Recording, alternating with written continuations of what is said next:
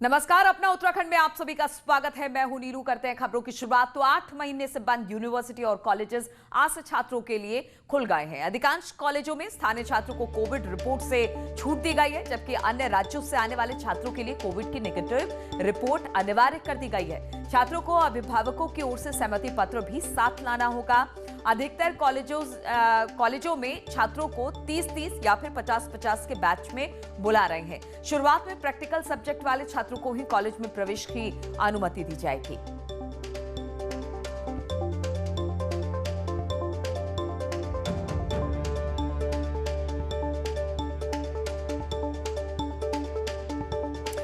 और बातचीत करने के लिए सीधे रुक करते हैं देहरादून का, जहां पर दीपांकर भट्ट हमारे साथ जुड़े हैं। दीपांकर, 8 महीने बाद बच्चों को इंतजार भी था कि कोविड काल में अब कॉलेजेस खुलने चाहिए, यूनिवर्सिटीज खुलनी चाहिए। अब यूनिवर्सिटी और कॉलेजेस को खोल दिया गया है। एक तो ये बताइए, बहुत दिन बाद बच्चे कॉलेजेस जा रहे हैं, उनमें किस तरह का उत्साह देखने को मिल रहा है, और साथ ही साथ चूंकि कोविड खत्म नहीं हुआ है, इसको लेकर प्रोटोकॉल को ध्यान में रखते हुए किस तरह की तैयारी कॉलेजेस की तरफ से? नीलू, आज सुबह से ही देहरादून या बाकी मैदानी डिस्ट्रिक्ट्स की बात करें तो कोहरा छाया हुआ है और ठंड है कड़ाके की। तो अभी तक दून यूनिवर्सिटी में मैं इस वक्त मौजूद हूं। अभी यहाँ पे स्टूडेंट्स हमारे नजर नहीं आए, लेकिन यूनिवर्सिटी के कुलपति मेरे साथ इस वक्त मौजूद है, कर्नाटक साहब। किस तरह की तैयारियां आज कई महीने बाद यूनिवर्सिटी खुलने जा रही है, आपने क्या तैयारियां की हैं? ये देखिए, जो शिक्षा है, मैंने पहले भी आपको बताया था कि ये राज्य का विषय है और राज्य सरकार ने आज प्रारंभ करने के लिए अनुमोदन दिया है।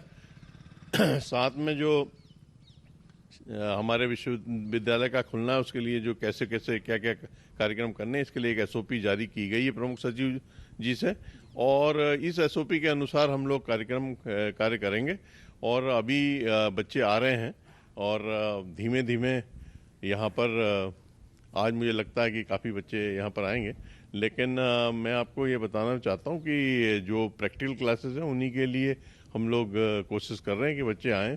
बाकी जो थ्योरी क्लासेस हैं वो पूर्व की तरह ऑनलाइन चलते रहें, ताकि कोविड की जो समस्या है उससे बचा जा सके। दूसरी राज्यों से आने वाले बच्चों के लिए जो नेगेटिव रिपोर्ट मांगी गई है वो आप लोग देख रहे हैं? जी हाँ, दूसरे हम लोगों ने ये किया कि जो उत्तराखंड के बच्चे हैं उनसे तो हम लोग कोविड की रिपोर्ट नहीं मांग रहे हैं, क्योंकि वो ऑलरेडी इधर उधर जा रहे हैं उत्तराखंड के अंदर। और लेकिन जो बाहर से आ रहे हैं, तो जैसा हमारे एसओपी में लिखा हुआ है कि उनसे कोविड की नेगेटिव रिपोर्ट ली जाए, तो वो हम लेंगे और तभी उनको अलाउ करेंगे, क्योंकि नहीं तो फिर उससे कोविड का फैलने का खतरा रहेगा। तो नीलू, आपने सुना दून यूनिवर्सिटी के कुलपति डॉक्टर कर्नाटक को कि किस तरह की स्थितियां हैं और उन्होंने किस तरह से तैयारियां की हैं, और इस तरीके से तमाम कॉलेजेस हैं पहाड़ों में, मैदान में, डीएवी, एमकेपी, श्रीनगर यूनिवर्सिटी, इसके अलावा कुमाऊं यूनिवर्सिटी, तो तमाम जगहों पर व्यवस्थाएं की गई हैं। दीपांकर, एक सवाल ये भी जरा कुलपति महोदय से पूछिए कि कई बार हमने देखा कि पीछे भी कई स्कूल को खोलने की कोशिश की गई थी, स्कूल खुले भी, लेकिन फिर वहां पर संक्रमण फैला और स्कूल को बंद कर दिया गया। ऐसे में अगर क्लासरूम में कोई बच्चा अटेंड करता है वहां पर क्लास, तो कितनी की संख्या में बुलाया गया है? क्या एक से ज्यादा पालियां रखी गई है? किस तरह से क्लासरूम में जो पूरा एक स्ट्रक्चर तैयार किया गया है बच्चों को बुलाने का, वो किस तरह से होगा? सर, जब स्कूल्स खुले थे तो तमाम जगह हमने देखा, बाद में वहां पर कोविड, कई बच्चे निकले, स्कूल बाद में बंद करने पड़े। यूनिवर्सिटी में आपने क्लासेस में किस तरह व्यवस्था की है? शिफ्ट में स्टूडेंट्स को रखेंगे, नंबर्स क्या रहेगा? नहीं, मैंने आपको बताया ना कि जो थ्योरी क्लासेस हैं, मैंने आपको बताया जो थ्योरी क्लासेस हैं वो तो ऑनलाइन चलेंगी, सिर्फ प्रैक्टिकल क्लासेस के लिए है। और उसमें भी हम बैच बना करके प्रैक्टिकल जो करने हैं उसके हिसाब से बैच बना के करेंगे। इसमें कोई ज़्यादा भीड़ भाड़ नहीं होने देंगे, क्योंकि वो अभी कुछ कम से कम 2 महीने हमको ये प्रिकॉशन लेना पड़ेगा, क्योंकि या तो वैक्सीन आ जाएगी या फिर कुछ चेन इसकी टूट जाएगी। अगर मतलब देश में ज़्यादातर लोगों को वैक्सीन लग जाती है तो उससे चेन भी टूट जाएगी, तो उससे भी प्रभाव कम हो जाएगा इसका। निगरानी आपकी तरफ से पूरी रहेगी? जी, हमारी तरफ से पूरी निगरानी रहेगी, क्योंकि हम इसको हेल्थ को ज़्यादा इंपॉर्टेंस इस समय दे रहे हैं। तो नीलू, आपने सुना कुलपति को कि किस तरह तैयारियां, और बैचेस में रहेगा, कम नंबर रहेंगे, प्रैक्टिकल सब्जेक्ट्स के स्टूडेंट्स को एंट्री मिलेगी, जो नॉन प्रैक्टिकल के सब्जेक्ट्स हैं वो ऑनलाइन एजुकेशन, उनकी क्लासेस चलती रहेंगी। तो अब देखना होगा कि अगले कुछ दिनों में जो नॉर्मल होंगी स्थितियां, क्योंकि 8-9 महीने से बच्चे यूनिवर्सिटी कॉलेजेस में नहीं आए हैं, तो उम्मीद है कि 2-3 दिनों में एक जो रेगुलर स्कूल क्लासेस में आना होता है वो नजर हमें आएगा। बिल्कुल, जो थ्योरी क्लासेस है वो तो ऑनलाइन होगी दीपांकर, लेकिन कहा यह जा रहा है प्रैक्टिकल सब्जेक्ट के लिए स्टूडेंट्स को बुलाया गया। लेकिन चिंता माँ बाप को भी बहुत ज्यादा है कि जो बच्चे वहां पर जाएंगे वो वहां पर किस तरह से सेफ रहेंगे, क्योंकि माँ बाप की चिंता इसी को लेकर है। तो जो स्टूडेंट्स हैं उनसे बातचीत हुई है, उनके माँ बाप से किसी तरह से बातचीत हुई कि वो कितने एहतियात के साथ कॉलेज अटेंड करेंगे? नीलू, एसओपी में जो बात साफ कही गई है कि अभिभावक का कंसर्न लेटर लेना होगा यूनिवर्सिटी या कॉलेज को, तभी वो स्टूडेंट कॉलेज में आ सकता है। तो कंसेंट अभिभावकों की तरफ से होगा, पेरेंट्स की तरफ से होगा। ये बात जो एसओपी में कही है कि पेरेंट का कंसेंट इंपॉर्टेंट होगा। जी, ये बिल्कुल जरूरी है, उसमें कहा भी गया है और हम लेना भी चाहते हैं, क्योंकि जिम्मेदारी जो है विश्वविद्यालय की है, लेकिन अभिभावक के बिना इच्छा के उसको बुलाना उचित नहीं होगा और रिस्क में नहीं डाल सकते किसी की। बिल्कुल बिल्कुल बिल्कुल नहीं। और जो बच्चे आएंगे भी, मैं उनको एश्योर करना चाहता हूँ कि पूरी सुविधाएं उनके लिए रहेंगी और कहीं पर भी ऐसी कोशिश, हर जगह ये कोशिश हम लोग करेंगे कि कहीं पर भी इसका रोग का फैलाव ना हो।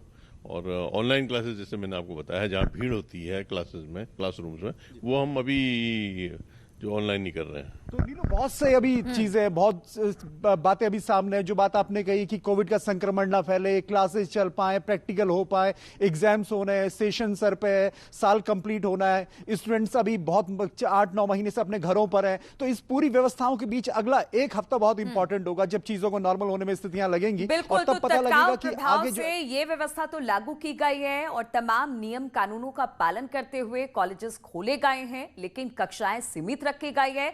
स्टूडेंट्स यहां पर पहुंचे, कोविड के नियमों का पालन हो और साथ साथ उनके क्लासेस भी चले। बहुत बहुत शुक्रिया आपका दीपांकर, हमारे साथ जुड़ने के लिए, और कुलपति महोदय का भी बहुत बहुत शुक्रिया हमारे साथ जुड़ने के लिए। उत्तराखंड के मैदानी इलाकों में अब कड़ाके की ठंड का पूर्वानुमान जारी किया गया है। हरिद्वार और उधम सिंह नगर में अधिकतम तापमान 15 डिग्री तक रहने का अनुमान है। धुंध की वजह से 4 से 5 डिग्री तक पारा गिर सकता है। आज सुबह से राजधानी देहरादून में भी कोहरा छाया हुआ है।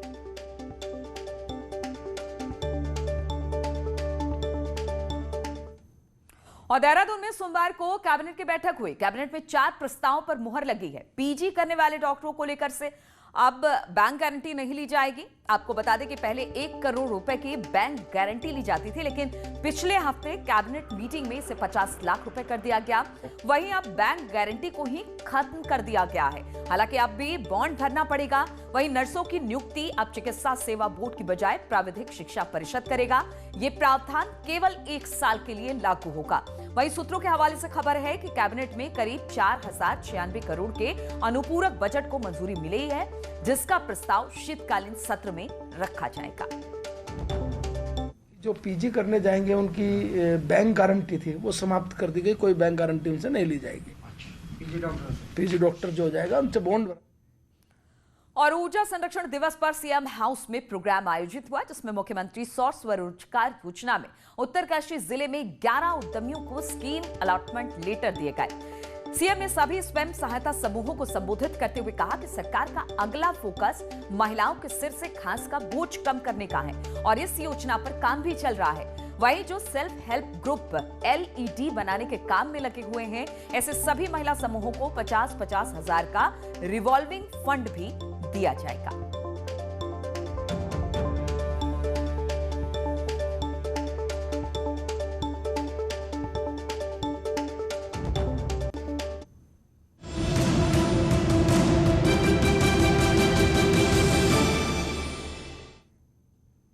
और मुख्यमंत्री त्रिवेंद्र सिंह रावत दिसंबर के आखिरी हफ्ते में 3 जिलों का दौरा करेंगे और राष्ट्रीय अध्यक्ष के दौरे के बाद उत्साहित कार्यकर्ताओं में और जोश भरेंगे।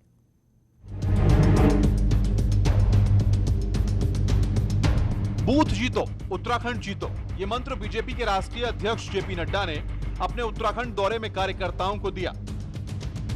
जेपी नड्डा कार्यकर्ताओं में जोश भरकर गए कि उनकी मेहनत ही 2022 में जीत दिलाएगी। कार्यकर्ताओं में इसी उत्साह को बनाए रखने के लिए खुद सीएम जिलों और विधानसभा क्षेत्रों में जाएंगे, जहां जनता से भी बातचीत करेंगे और कार्यकर्ताओं से भी। नड्डा जी यहाँ पर आए, उन्होंने 4 दिन उत्तराखंड को दिए, तो उसका एक बहुत व्यापक असर पार्टी कार्यकर्ताओं में है, आम पब्लिक में है। और जिस तरह से उन्होंने कार्यकर्ताओं को उत्साहित किया है, प्रोत्साहित किया है। निश्चित रूप से जो आगे का मार्ग है हमारा वो उससे प्रशस्त होगा। जिलों में योजनाओं की समीक्षा और रात्रि प्रवास का काम मुख्यमंत्री पहले ही शुरू कर चुके थे, लेकिन बाकी बचे जिलों का दौरा दिसंबर के आखिरी हफ्ते में होगा, जिनमें 28 दिसंबर को अल्मोड़ा, 29 दिसंबर को चमोली और 30 दिसंबर को रुद्रप्रयाग का दौरा होना है। 28 दिसंबर को मैं इसकी शुरुआत करूंगा और अभी क्योंकि मैं पिछले महीने मैं जिलों में गया, वहां पर मैंने रात्रि प्रवास किया, तो मेरे 3 जिले अभी रह गए हैं जहां पर मेरा प्रवास नहीं हो पाया, रात्रि प्रवास नहीं हो पाया। गया तो हूं लेकिन रात्रि प्रवास नहीं हो पाया, तो उसकी शुरुआत मैं अल्मोड़ा से करूंगा और पहले फेज में अल्मोड़ा, चमोली और रुद्रप्रयाग, इन 3 जनपदों में मैं जाऊंगा। साफ है, राष्ट्रीय अध्यक्ष के आदेश और निर्देश को मुख्यमंत्री अपने दौरों में आगे बढ़ाएंगे और अपनी सरकार की बड़ी योजनाओं और उपलब्धियों को जनता तक पहुंचाएंगे। दीपांकर भट्ट, न्यूज़ 18, देहरादून। और सीएम त्रिवेंद्र सिंह रावत आज दोपहर 12 बजे स्मार्ट सिटी के कामों की समीक्षा करेंगे और इसके साथ ही रेलवे स्टेशन, रिवर फ्रंट के काम पर भी चर्चा होगी। वहीं शाम 4 बजे पलायन आयोग की चौथी बैठक सचिवालय में होगी, जिसकी अध्यक्षता सीएम त्रिवेंद्र करने वाले हैं।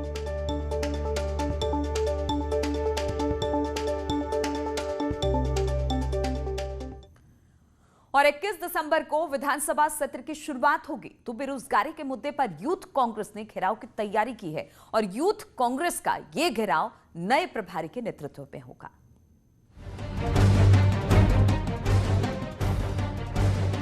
इक्कीस दिसंबर से 3 दिन के विधानसभा सत्र को लेकर तैयारियों का दौर जारी है। वहीं बेरोजगारी के मुद्दे पर यूथ कांग्रेस ने विधानसभा घेराव की तैयारी की है। इसका नेतृत्व नए प्रदेश प्रभारी देवेंद्र यादव और प्रदेश अध्यक्ष प्रीतम सिंह करेंगे। वहीं यूथ कांग्रेस के नेताओं का कहना है कि युवाओं की मांग रोजगार है और यही बात वो सत्र के पहले दिन सरकार से कहना चाहते हैं। प्रदेश प्रभारी निश्चय ही एक युवा है और ऊर्जावान है। उनके नेतृत्व में कहीं ना कहीं युवाओं को ऊर्जा मिली है और प्रभारी जी का नेतृत्व युवा कांग्रेस के लिए एक संजीवनी का काम करेगा और आने वाले समय में युवा उनके नेतृत्व में बढ़ चढ़ के कई मुद्दों को उठाने का काम करेगा और निश्चित ही इस प्रदेश में मैं कहूँ एक जो सरकार लाने का अहम भूमिका उसमें युवा कांग्रेस की और युवाओं की रहेगी। प्रभारी बनने के बाद देवेंद्र यादव का ये देवभूमि का दूसरा दौरा है। ऐसे में अपने युवा प्रभारी को लेकर युवा कांग्रेस के नेता जोश में हैं। विधानसभा घेराव करने जा रहे हैं, तो विधानसभा जब घेराव की एक चर्चा हुई उसके बाद ये पता लगा कि हमारे प्रदेश के प्रभारी भी आ रहे हैं और हमारे राष्ट्रीय अध्यक्ष भी आ रहे हैं, तो सारे युवा कांग्रेस के कार्यकर्ता और नेताओं में बहुत ही उत्साह है। रोजगार को लेकर सरकार साफ कर चुकी है कि यह मुद्दा उसके टॉप एजेंडे में है और इस पर काम भी हुआ है। ऐसे में देखना होगा कि रोजगार की मांग पर यूथ कांग्रेस का घेराव क्या असर दिखाता है और कितना कामयाब होता है। दीपांकर भट्ट, न्यूज़ 18, देहरादून। और देहरादून के पटेल नगर इलाके में सोमवार रात 2 पक्षों में जमकर बवाल हुआ है। दोनों पक्षों के बीच जमकर हाथापाई हुई। पुलिस ने दोनों पक्षों का समझौता कराकर किसी तरह से मामले को शांत कराया। बताया जा रहा है कि शराब की ओवर रेटिंग को लेकर दोनों पक्षों में यह बवाल शुरू हुआ था। पटेल नगर इलाके का मामला, तस्वीरें आप देख रहे हैं। 2 पक्षों के बीच में विवाद हुआ। शराब की ओवर रेटिंग को लेकर यह विवाद शुरू हुआ था। बाद में पुलिस वहां पर पहुंची और फिर दोनों पक्षों में समझौता कराकर किसी तरह से मामले को शांत कराया।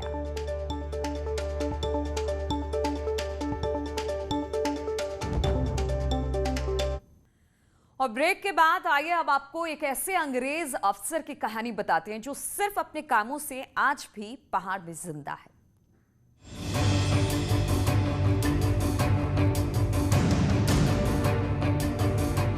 अंग्रेज कमिश्नर हेनरी रैमजे की ये तस्वीर आज भी पहाड़ में रैमजे को जिंदा रखे है।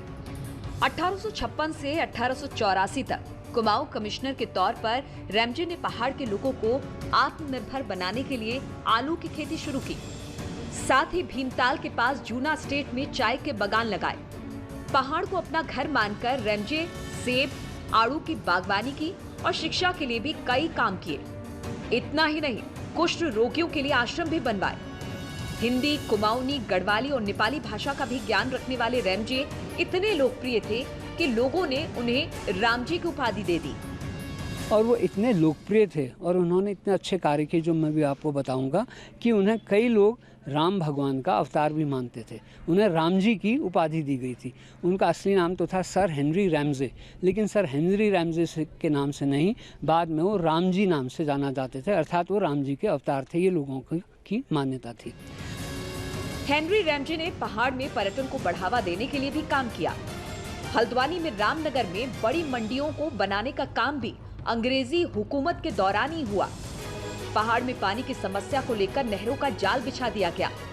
सागौन के जंगल और पर्यावरण बचाने के लिए आयरन फैक्ट्री को भी बंद करा दिया।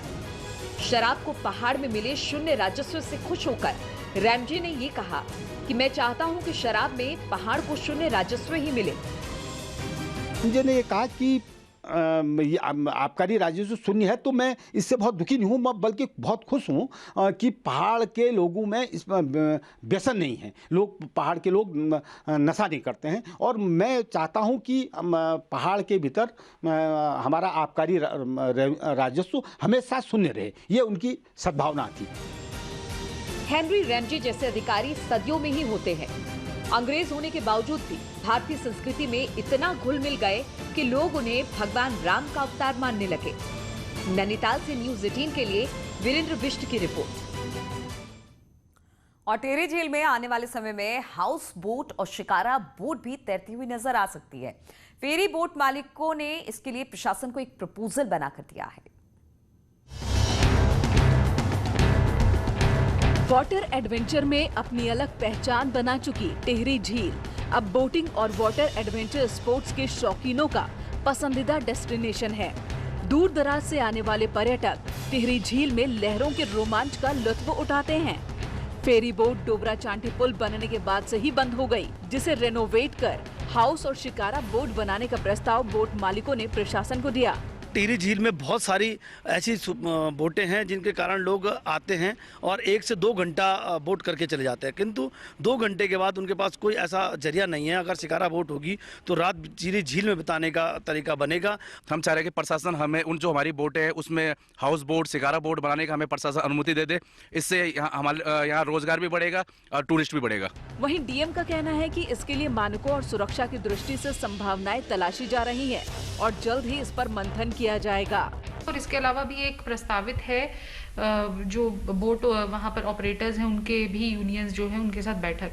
अगर इस तरीके का कोई इशू रेज होता है तो वो ज़रूर लुक इन किया जाएगा, क्योंकि हम हर संभव प्रयास कर रहे हैं कि टिहरी झील में विभिन्न जो मतलब पर्यटन की एक्टिविटीज होती हैं वो बढ़ें। अगर ये प्रस्ताव अमल में आता है तो हाउस बोट और शिकारा बोट टिहरी झील के सैलानियों के लिए एक नया तरह का एडवेंचर होगा और रोजगार के लिए भी नए रास्ते खुलेंगे। टिहरी से न्यूज़ 18 के लिए सौरभ सिंह की रिपोर्ट।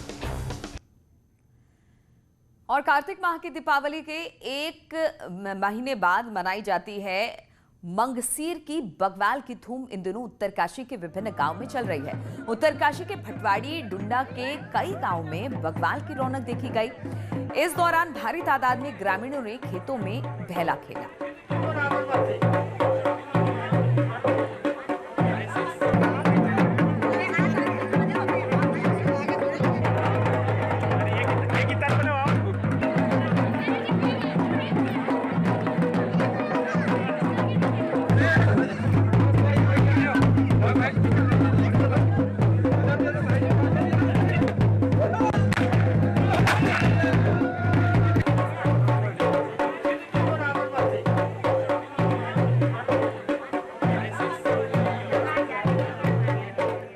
और जम्मू कश्मीर के नव निर्वाचित पंचायत प्रतिनिधियों के 40 सदस्यों का एक दल उत्तराखंड के 5 दिवसीय दौरे पर है, जो यहां के ग्राम पंचायतों में होने वाले विकास कार्यों की जानकारी ले रहे हैं। जम्मू कश्मीर के नव निर्वाचित सरपंच उत्तराखंड दौरे के पहले दिन डोईवाला ब्लॉक की ग्राम सभा भोगपुर में पंचायत प्रतिनिधियों से मिले और फिर इस पर कई जानकारियां दी।